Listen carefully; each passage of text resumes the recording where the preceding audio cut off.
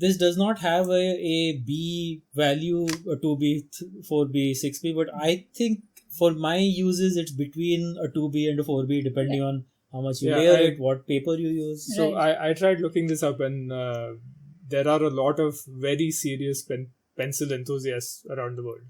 And this pencil and they all hate us.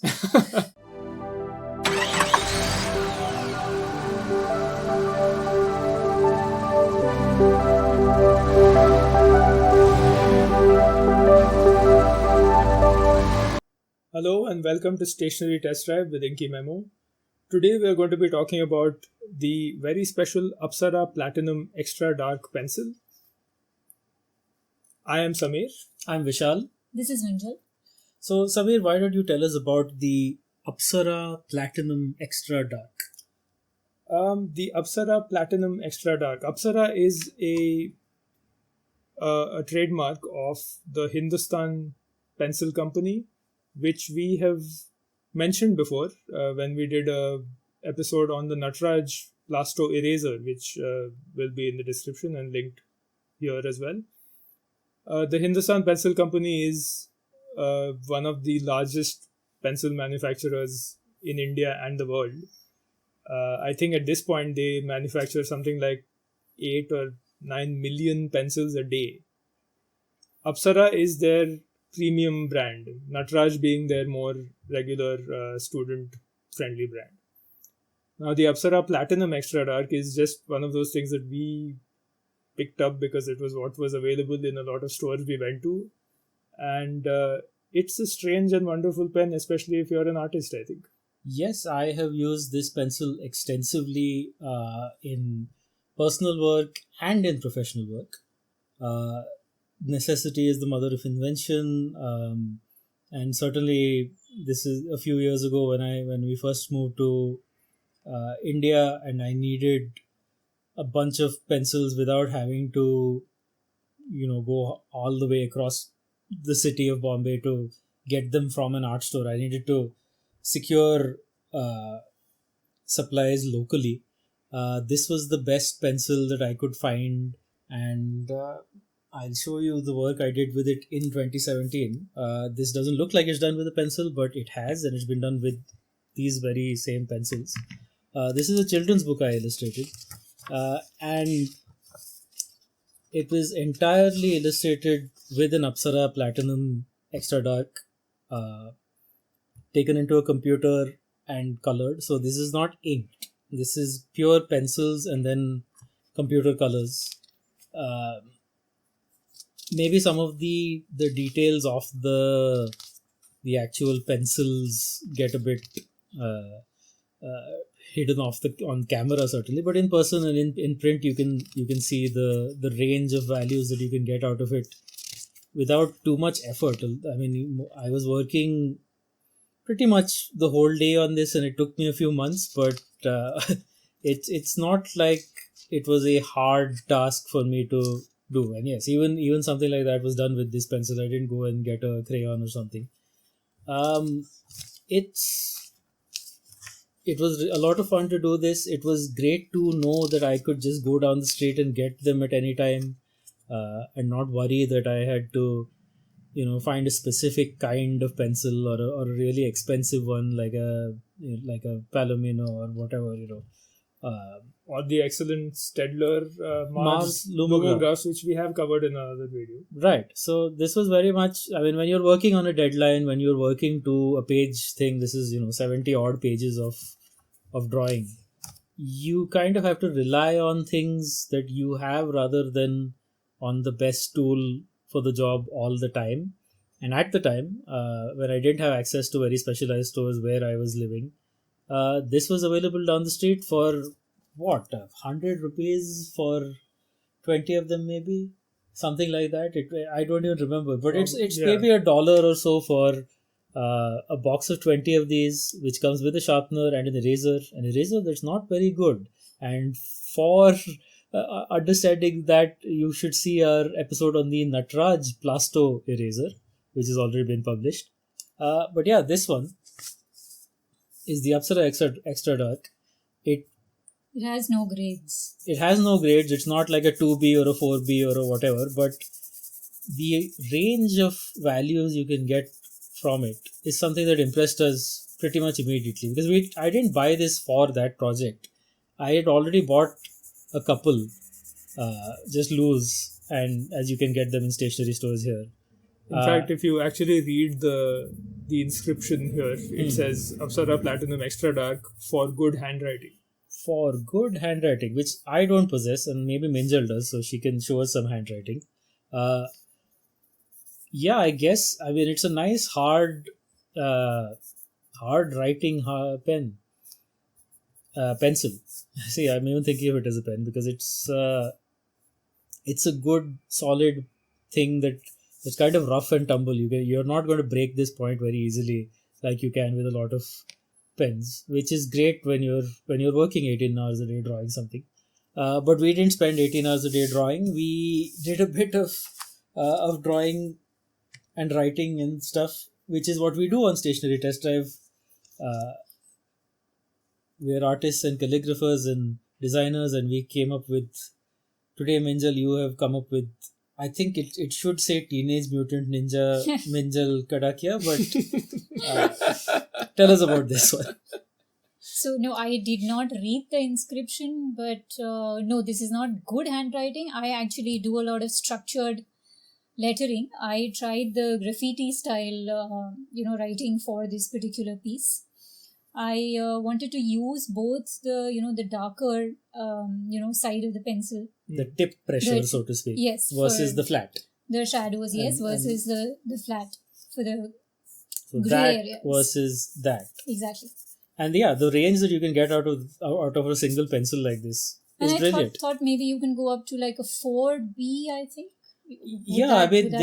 This does not have a B value, a 2B, 4B, 6B, but I think for my uses, it's between a 2B and a 4B, depending on how much you layer it, what paper you use. So I tried looking this up, and there are a lot of very serious pencil enthusiasts around the world. And this pencil they all hate us. They all hate us because we haven't spoken about what wood is used in the core of this pencil yet. But they are all quite serious about this pencil, and even in places where it isn't available, people do get this pencil because it is considered to be a fairly good one for very inexpensive costs. Okay, because like we said, here it's just something that you get at a local stationery store for school use. I think about until about 10 or 15 years ago, people in America would get their Indian friends to get this for them to test it out. Wow. Okay. I think now it's actually available in the US in Walmart under their local their in-house brand, which is Casemate. So Hindustan Pencils produces... Yes, so the Casemate Premium No. 2 pencil is actually pretty much this pencil. So if you're in the US, please, if you support the stationery experience of Walmart, please tell us what that's like. We have no idea. We just buy this from a local stationery store or even a supermarket. I have seen it in supermarkets. So these pencil enthusiasts feel that this is probably somewhere between a B and a 2B. Okay. As far as actual grade is concerned. I don't personally make that much of a distinction in terms of... I know I ranted in our Carpenter's Pencil episode that it wasn't a 4B. I think everyone remembers that. But yeah, I think, it is, whatever it is, it's a good thing. And I think... Animated GIFs and NFTs coming soon. NFTs are never coming from us. You can be sure of that. So I used it, of course, for drawing. Oh, wow. This is one pencil on one single sheet of cartridge paper, 140 GSM, not even the greatest paper in the world. But yeah, I love it. I love the range of mark making, of value, of texture that you can get out of it for fairly low fairly low effort, fairly low amounts of time. This was maybe 3 or 4 hours maximum, which is fairly low for a pencil drawing of this kind of rendering. But yes, the flat works great for building up value. The tip works great for textured lines, doing hair especially. You can layer over it so you can get nice variations of gradients. You can sharpen it down and it holds a point for a decent amount of time. That's the other thing. I know that artists go on about, whittling things down to these perfect points or these extra long points so that they can draw things. When you're on a deadline, I'm sorry, that kind of goes out of the window. Sometimes you have 2 days to do something. Sometimes you have less than that. You just need to be able to put it into a sharpener and get it to work, and you don't care. And when you have a couple of dollars for 20 and you have 20 of them sitting around, why would you? I know it may seem disrespectful of the tool sometimes, but it's not disrespectful of the work. If the work is not done, it doesn't matter how good the tool is. So, as someone who doesn't sketch, Vishal, would you sit with 2 or 3 different pencils and then work? No. So it's just... This is one pencil sharpened once at the beginning and then once when I wanted to put in a few details. So the things like, the details on the hair, are those things you would do at the end? Because those are really fine. No, you can, look, we talk about this, the way you use a pencil creates certain structures as an artist, as the points. You don't, like, if you only use the flat, you will get a certain flatness there. Right. And I'll move this around because otherwise it'll imprint onto that. That's another problem with pencils. But yeah, let's say for hair, I start off with a lock like that. And then I'll sketch in the until the highlight. And then it's just a matter of working it over time. You kind of figure out this sort of flicking motion and a certain play to it. We actually brought this up, this particular process that Vishal is describing, in our episode on the Staedtler color pencils, which we will link to. A lot of detailed rendering in pencils of any kind has a lot to do with just patience and layering. Okay. Patience, layering, and a certain stance. I can't call it anything but a stance. It's like a fighting position or a dancing position. You understand your tool, you understand the various points that it is creating over time. I know instinctively, I can't verbalize this, but I know where the edges are, where the points are. And look, I can get different things based on just that intuitive notion of what I want. And in there, I will add a strand of hair that is thicker or a strand of hair that's thinner. And this is not a sharpened pencil. This hasn't been sharpened since half of this was done. Which is why I assume, and again, while Vishal is drawing, maybe he doesn't think about this, but as he's drawing, he's probably rotating it a little. Yes, I'm rotating it in certain ways. The thing you don't want, which is the thing that most people who are writing want, is an even line. Yes. I want the anomalies. I want it to surprise me sometimes, because you will get lines that you didn't think of as being good lines on handwriting, but that are great lines for drawing. And it's very hard to verbalize why that is intuitive. We talked about this a lot in our episode about the Plasto eraser, that each eraser ends up being a signature of the artist because you use it a certain way and you create these sort of facets on it. It's like gemology almost. Speaking of gems, Samir, I'm sure you have a gem for us in the drawing department. As always, without planning it, I went in a completely different direction. We have illustration, we have lettering, and I call this the graffiti style. And I kind of went for design. That's nice. And again, this is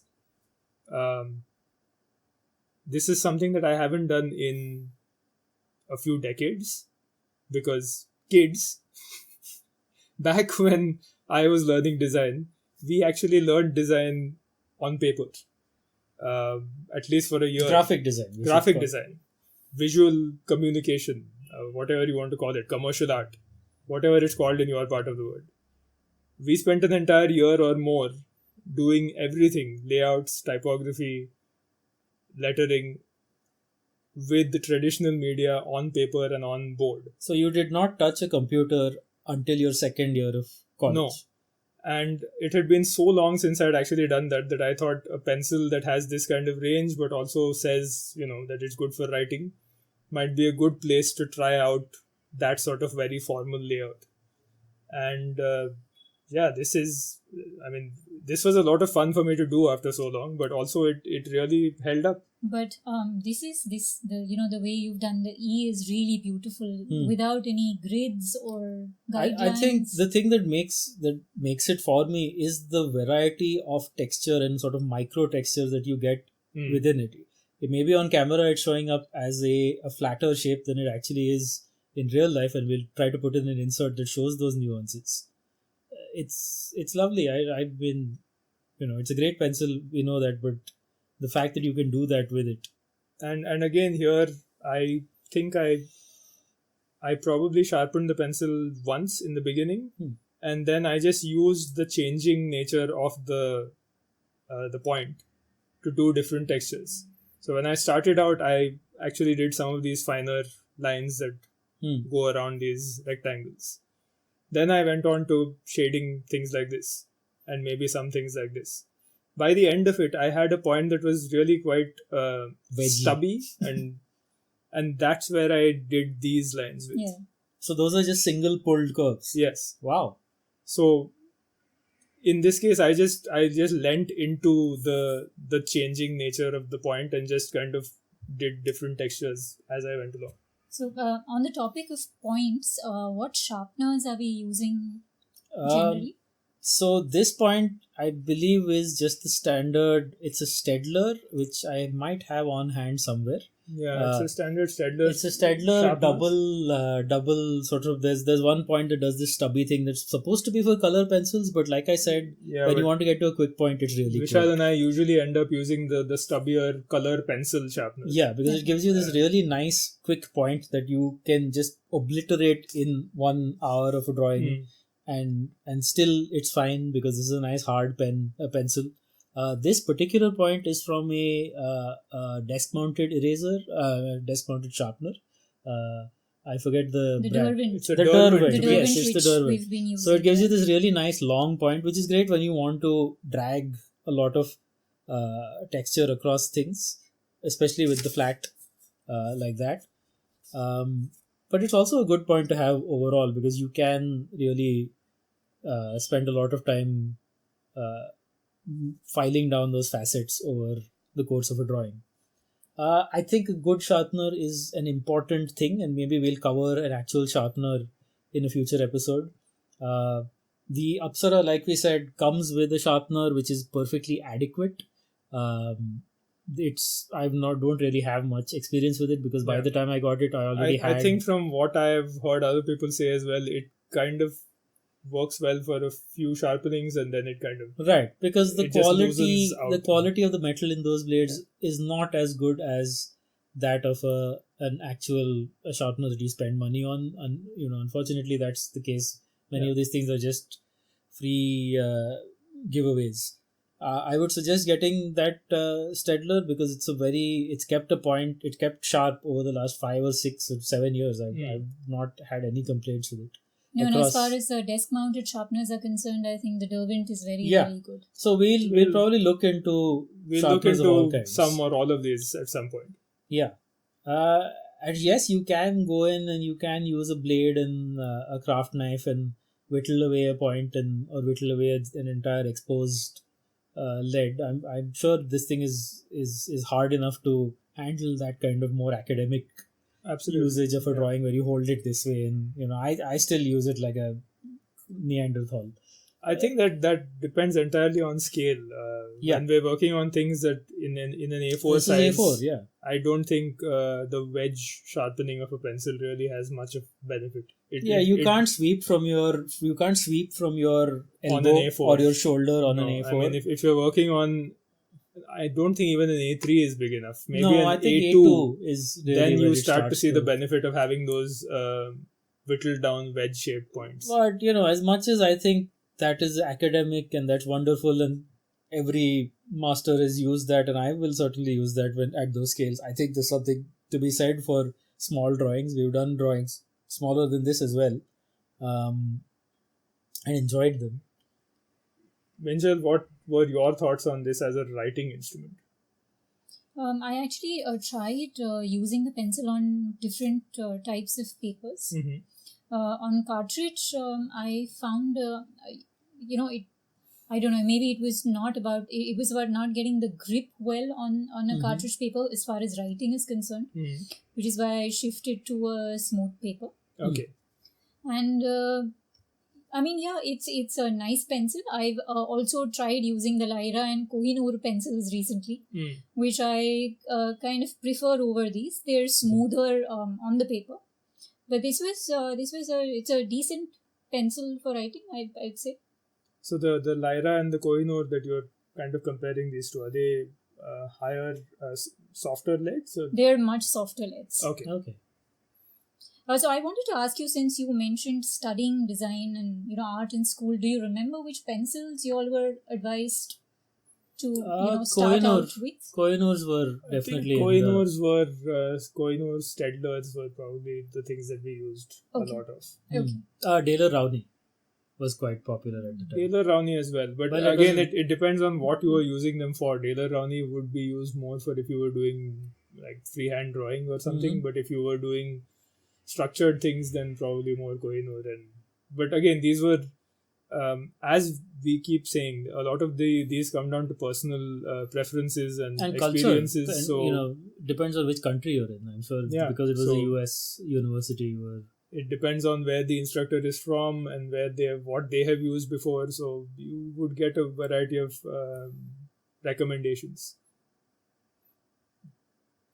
And we are all about the recommendations. We can completely recommend this pencil. It's cheap. It's abundantly available. Now we know even in the US it's available. So go get yourself some. It's really worth exploring something with it. We're not claiming that it's the most artistically sound. It's not a Blackwing Palomino. Maybe we'll. I mean, all of those are very likely much higher quality pencils and obviously also priced accordingly. But it would be nice to review one of those nicer pencils as well. We will definitely get to them. But I think we're having fun as we get along to that point. I certainly had fun making this. Teenage Mutant Minjal Kadakia certainly does.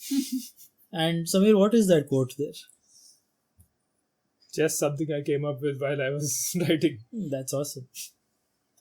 On that note, I think we're out of here for this. I don't think there's really anything bad about this. Certainly not at this price point, like we said. Even though it's the premium of the Hindustan Pencils range. I believe they have a pencil that's one step above this, which I have never tried. I think I have one, right? It is a black one. It says something. The matte magic one, yes. Right? It's good. I've actually also used their Nataraj, the red and black pencils. The 621. Unfortunately, they're not as good as they used to be earlier. Okay. The writing, it's just not. It's not very good. The lead seems to be very brittle. It doesn't really write well at all. Yeah, the good thing about this one is it holds a point. And this is something that might be unique to the Indian pencil industry, but also might be something that's happened worldwide, which is that as much as the graphite matters, it's the wood that matters as much.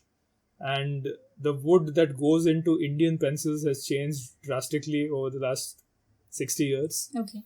When Hindustan Pencils started in 1958, the pencil that the wood that would often be used, I believe, is the deodar, which is a tropical tree that's local to India. And somewhere in the 60s, the government kind of put a ban on the logging of those trees. These used to grow in the north of India.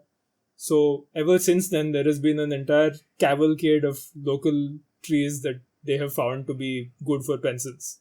So pencil wood production has moved from Kashmir. Now, I think about 60% of it is down in Kerala. Wow. From Kollam. It's a little city in Kerala. And now some of it is also moved back to Kashmir.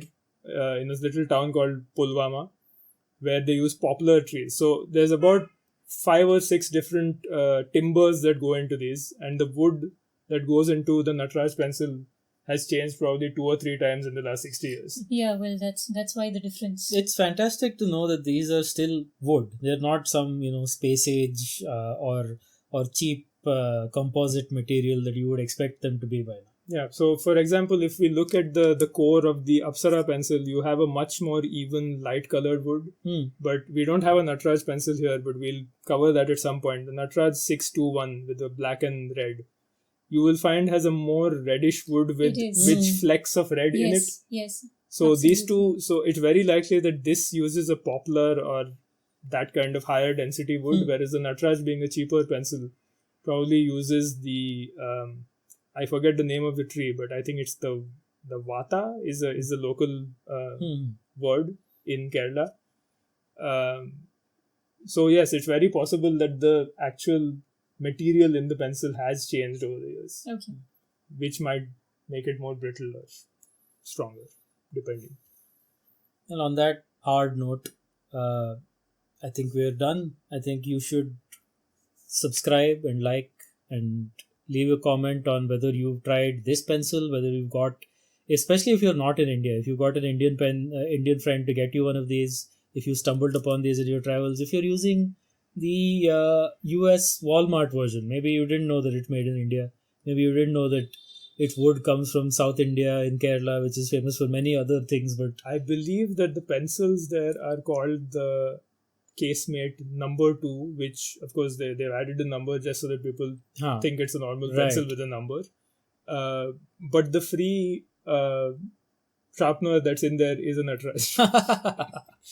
They didn't rebrand that one. Wow. So yeah, tell us about your experience with this pencil, or tell us about the cheap and good pencil that's there in your part of the world. Please comment there, like, subscribe, go to inkymemo.com and find our newsletter there, where we talk a lot more about the history of pencils and pens and other tools and the people who made them and the people who stumbled upon these wonderful things that we use now for art and our own enjoyment and for your enjoyment, hopefully. You can follow us on social media at all the links that are on the screen right now or on in the description. We like to, as much as possible, put in places you can get these online, these particular pieces wherever we can. And yeah, until next time, when we'll have another stationery test drive with something equally wonderful, I hope. I've been Vishal. I'm Samir. This is Minjal. And give in to the extra dark side.